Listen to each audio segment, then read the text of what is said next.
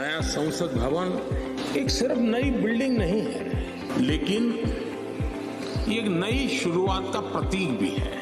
हम व्यक्तिगत जीवन में भी देखते हैं, जब किसी भी नई चीज के साथ हमारा जुड़ाव आता है तो मन पहला करता है कि अब एक नए वातावरण का मैं ऑप्टिमम यूटिलाइजेशन करूंगा, उसका सर्वाधिक सकारात्मक वातावरण में मैं काम करूंगा। एक सहज स्वभाव होता है और अमृत काल की शुरुआत में ही इस भवन का निर्माण होना और इस भवन में हम सबका प्रवेश होना, ये अपने आप में हमारे देश के 140 करोड़ नागरिकों की जो आशा आकांक्षा है, उसमें एक नई ऊर्जा भरने वाला बनेगा, नई आशा और नया विश्वास पैदा करने वाला।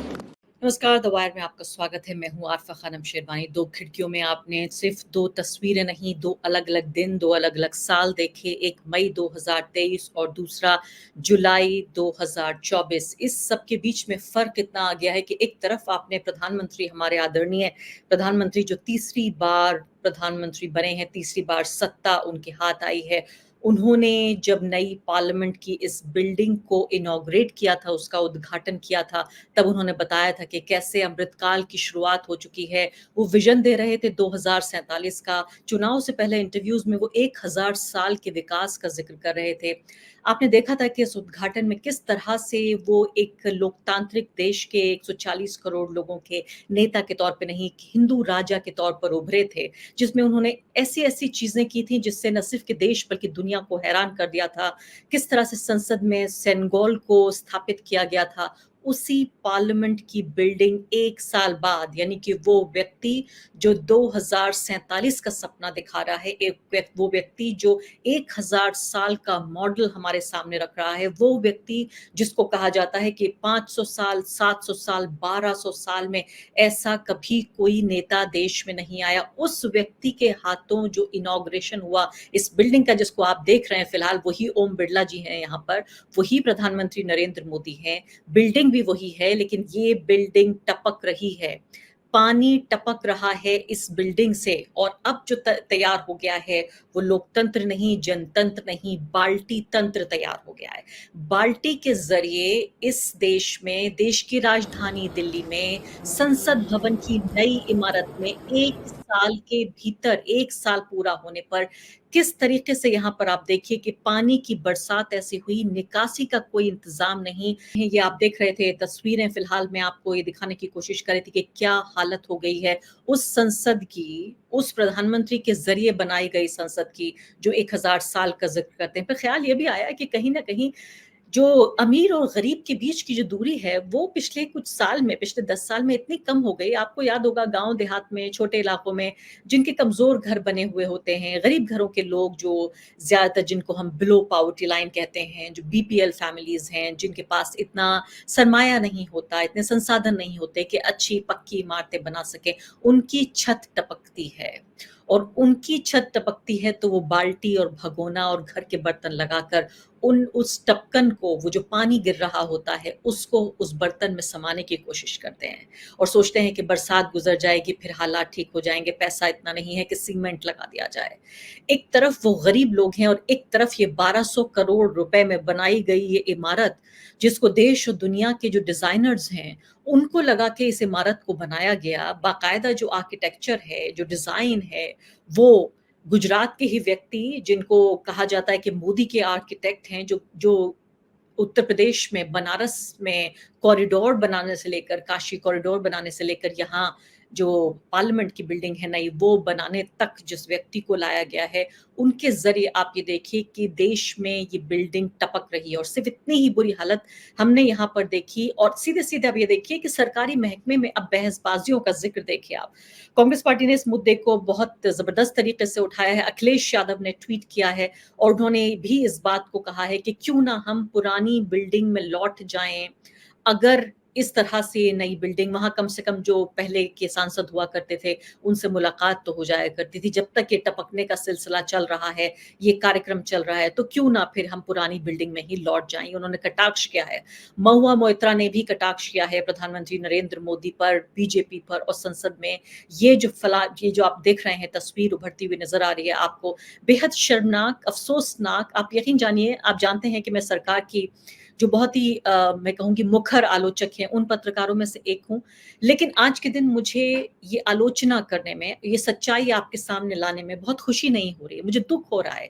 एक नागरिक के तौर पर, एक ऐसे नागरिक के तौर पर, एक प्राउड सिटिज़न के तौर पर भारत के, मुझे बहुत अफ़सोस और दुःख हो रहा है कि मेरे देश की संसद, जिस भी प्रधानमंत्री ने बनाई है, तो देश की संसद, उसमें किस तरह से वो 1 साल नहीं टिक पा रही है और हमारा इंफ्रास्ट्रक्चर, जो हमारा पूरा ढाँचा है, वो किस तरह से एक 2 घंटे की बारिश में ऊपर से लेके नीचे तक किस तरह से तबाह हो रहा है। मैं आपको और भी आगे उदाहरण दिखाऊँगी। इसके अलावा मैं लखनऊ आपको लेके चलूँगी कि लखनऊ में वहाँ पर किस तरीके से पानी जब बरस रहा था और पानी भर गया, कैसे छेड़खानी की गई महिलाओं के साथ। लेकिन पहले इस अपनी दलील को मैं पूरा कर लेती हूँ, जहाँ पर मैं आपको बता रही हूँ कि ये वो बिल्डिंग है, जिस बिल्डिंग को बनाया गया टाटा ग्रुप के ज़रिए और डिज़ाइन किया गया गुजरात के एचसीपी डिज़ाइन्स हैं, आर्किटेक्ट बिमल पटेल हैं, बड़े मशहूर व्यक्ति हैं, प्रधानमंत्री के बड़े नज़दीक माने जाते हैं और बड़े ही बड़े विश्वास पात्र हैं। जब भी अच्छी इमारतों का ज़िक्र होता है, कोई नया प्रोजेक्ट होता है, तो इन्हीं को दिया जाता है। ये सेंट्रल विस्टा प्रोग्राम के तहत बनाई गई ये पार्लियामेंट है, जिसको माना जा रहा था कि 2024 तक वो खत्म हो जाएगा उसका कार्यक्रम। लेकिन कोविड के दौरान ही आप जानते हैं कि कम से कम 1 दर्जन भर ऐसी इमारतें थी जिनको चिन्हित किया गया था कि इन इमारतों को ढाया जाएगा। उन इमारतों का और 24 तक कार्यक्रम पूरा होगा, 24 तक नहीं हुआ। अब ये टाइमलाइन 26 तक आगे कर दी गई है, क्योंकि उस दौरान काफ़ी आलोचना भी हुई और कोविड के दौरान ही तमाम ये बिल्डिंगें बनती रहीं। अब कांग्रेस पार्टी के नेता हैं राज्यसभा के एमपी नसीर हुसैन ने ये कहा, ओल्ड बिल्डिंग जो पार्लियामेंट की थी वो 100 साल पहले बनी थी, लेकिन कोई भी लीकेज की इस तरह की कोई समस्या नहीं हुई और ये एक ही साल पहले बनी हुई इमारत, देखिए इसकी क्या हालत हो रही है। और इन्होंने ये भी जिक्र किया कि पूरे जो शहर है, जो राजधानी है इस देश की, वहाँ किस तरह से अलग-अलग जगहों पर पानी भरा हुआ है। मैंने आपको बताया था कि दर्जन भर ऐसी इमारतें थी जिनको तोड़ा जाना था, जिसमें Indira Gandhi national centre for arts भी था, नेशनल आर्काइव्स एनेक्सी था, नेशनल म्यूजियम था, शास्त्री भवन, विज्ञान भवन, जवाहर भवन, उद्योग भवन, निर्माण भवन, रक्षा भवन और राष्ट्रपति का घर भी इसमें शामिल था। कि ये बताया जा रहा था कि अब इसमें प्रधानमंत्री का घर बनेगा। ये जो राजपथ जो है, उसके दोनों तरफ जो बिल्डिंगें रास्ते में आ रही थी, उनको तोड़े जाने का ये बात थी, ये घोषणा थी कि इनको आइडेंटिफ़ाई किया गया है। अब आप ये देखिए कि सेंट्रल विस्टा प्रोजेक्ट तो चलिए अपनी जगह रहा, ये 23,000 करोड़ के खर्चे से बनना था, जो 2026 में अब बनेगा। अब आ जाते हैं सरकारी महकमों पर। अब सीपीडब्ल्यूडी जो है, जो सेंट्रल पब्लिक वर्क्स डिपार्टमेंट है, जो कि केंद्र सरकार के अंतर्गत आता है, कंस्ट्रक्शन का काम करता है, वो क्या कह रहा है? वो ये कह रहा है कि दिल्ली सरकार के अंतर्गत जो आते हैं संस्थान, वो इसके लिए ज़िम्मेदार हैं। वो ये कह रहे हैं, ये कंस्ट्रक्शन आता है, हाउसिंग और अर्बन अफेयर्स मिनिस्ट्री है, उसके तहत उनका ये कहना है कि कोई बड़ी बात नहीं है। ये इसका सिर्फ वजह ये हुई है कि जो सिलिकॉन लगाया गया है, जो शीशे के जो जॉइंट्स हैं, शीशों के बीच में जो जॉइंट्स हैं, ग्लास जॉइंट्स हैं, उसमें जो सिलिकॉन लगाया गया, वो चूँकि पहले इतनी गर्मी पड़ी और अब अचानक इतनी बरसात हो गई, इसलिए उसको नहीं ले पाया। बहुत बड़ी कोई बात नहीं है, हम इसको दुरुस्त कर देंगे। जो इमारत है, उस पर कोई खतरा नहीं है, क्योंकि कांग्रेस पार्टी और बाकी पार्टियों ने ये सवाल भी उठाया था कि क्या ये इमारत इतनी कमज़ोर है, तो क्या इसको लेकर एक चर्चा और बहस होनी चाहिए, क्या इसमें सुरक्षित हैं सांसद या नहीं? क्योंकि देश की जो टॉप लीडरशिप है, वो यहाँ पर बैठती है।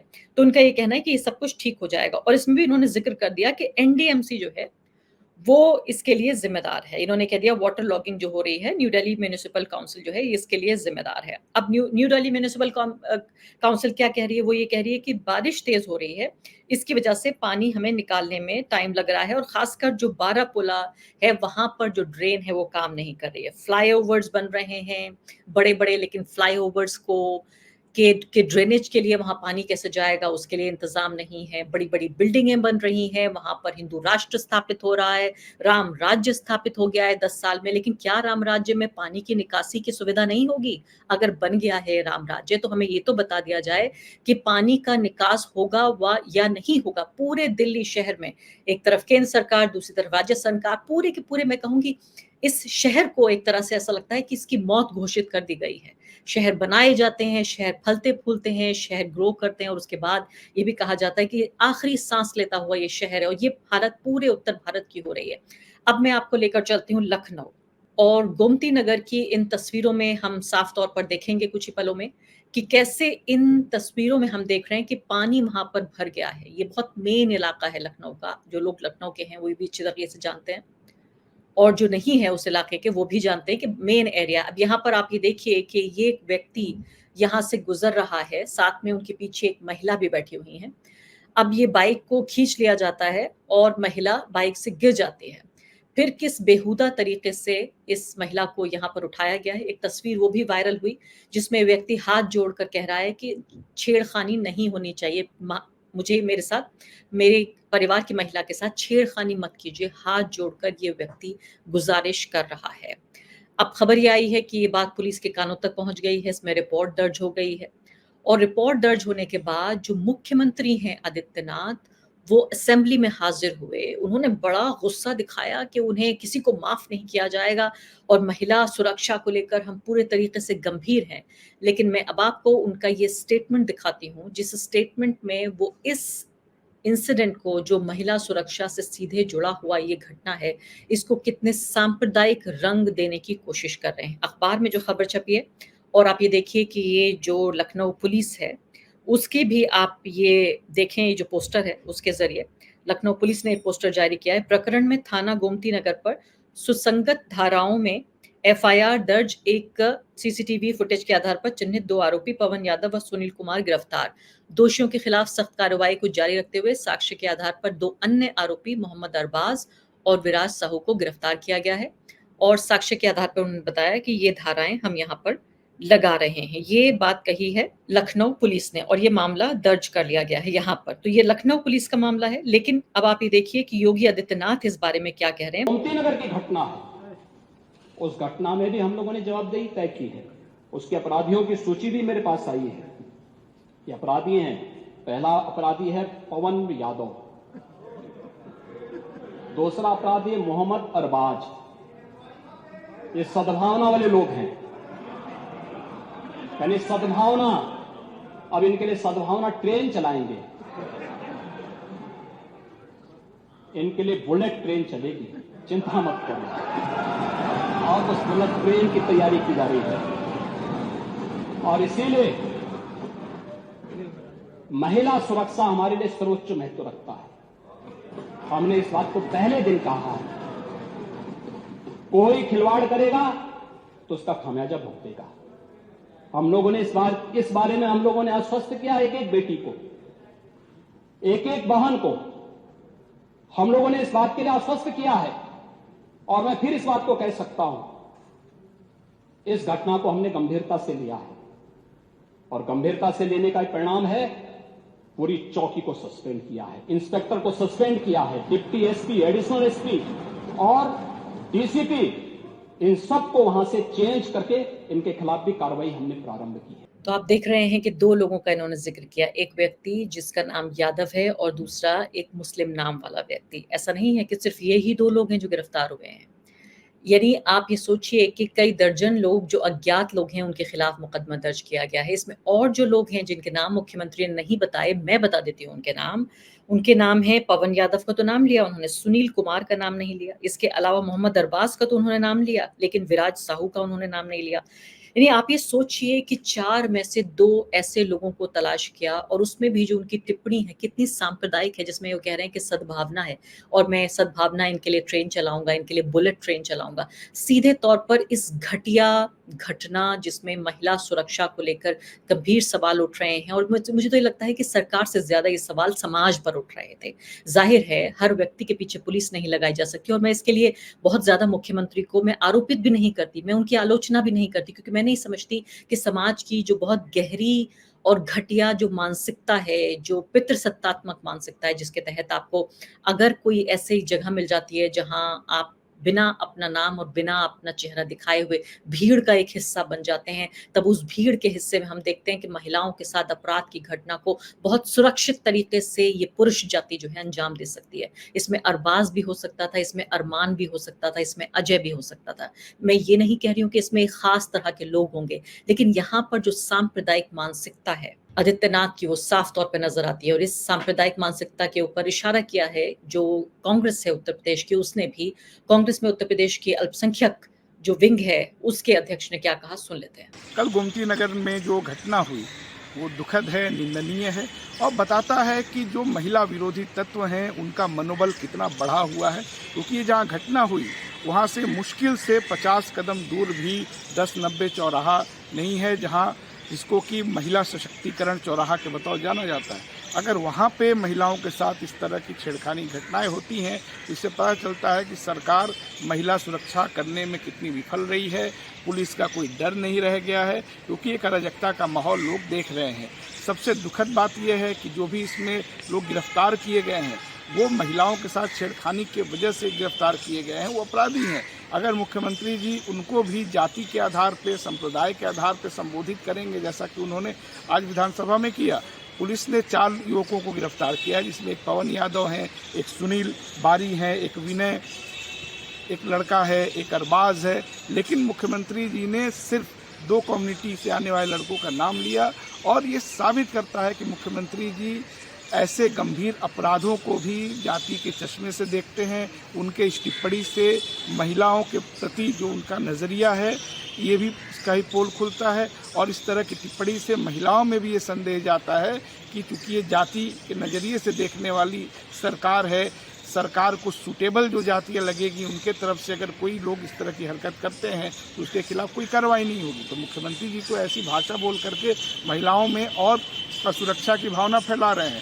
सबसे अहम बात कि ये जो मानसिकता है वो एक बीमार मानसिकता है और मुख्यमंत्री जैसे बड़े ओहदे पे, जिम्मेदार ओहदे पे इस मानसिकता के साथ आप काम नहीं कर सकते। ये टोटली उनका जो बयान है ये उनको मुख्यमंत्री पद के अनुपयुक्त साबित करता है, उनको उस पद से हटा देना चाहिए। मैं पूरी तरह सहमत हूँ इन जो प्रवक्ता महोदय थे कि ये बीमार मानसिकता है। इसके अलावा इसका और कोई क्लैरिफिकेशन और कोई एक्सप्लेनेशन नहीं हो सकता कि क्यों आप 4 लोगों में से इन 2 लोगों को सुनेंगे, जिसमें ज़ाहिर है यादव समुदाय, आप जानते हैं विपक्ष की पार्टी समाजवादी पार्टी, उनके जो अध्यक्ष हैं वो अखिलेश यादव और यादव समाज उनको वोट देता है। तो आप यानी कि ये सीधे तौर पे आप उसमें भी एक दीवार लगा रहे हैं। महिला सुरक्षा में भी आप सांप्रदायिक चश्मे को इस्तेमाल कर रहे हैं। तो सीधे तौर पे आप ये देख रहे हैं। मैं तो ये कहती हूँ कि इसमें मैं ये भी नहीं कहना चाहती कि दिल्ली की सरकार अच्छा परफॉर्म कर रही है, केंद्र सरकार नहीं कर रही है।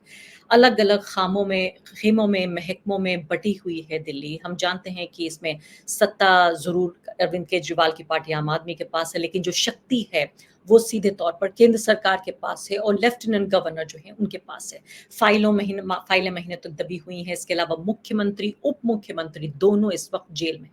उसके बावजूद भी मैं ये नहीं कहना चाहती कि दिल्ली सरकार की ये जिम्मेदारी नहीं है, क्योंकि जेल में अभी गए हैं, लेकिन दिल्ली का जो गला घुटा है ये घुटते नालियां बंद होने में 1, 2, 4 दिन, हफ्ते नहीं लगते, बल्कि लगातार आप ये देखिए कि तीसरा टर्म है अरविंद केजरीवाल का मुख्यमंत्री के तौर पर। तो इसके अलावा कोई भी उनके अलावा जिम्मेदार नहीं है। इस सब के बावजूद भी मैं यहाँ पर इस बात को जरूर रखना चाहती हूँ कि अलग-अलग महकमे हैं, अलग-अलग तरीके से जो जिम्मेदारियां हैं, जो शक्ति है वो बटी हुई है, लेकिन फिर भी ना तो केंद्र की बीजेपी सरकार, एनडीए सरकार और ना ही जो दिल्ली की आम आदमी पार्टी की सरकार है, दोनों इससे हाथ नहीं धो सकते।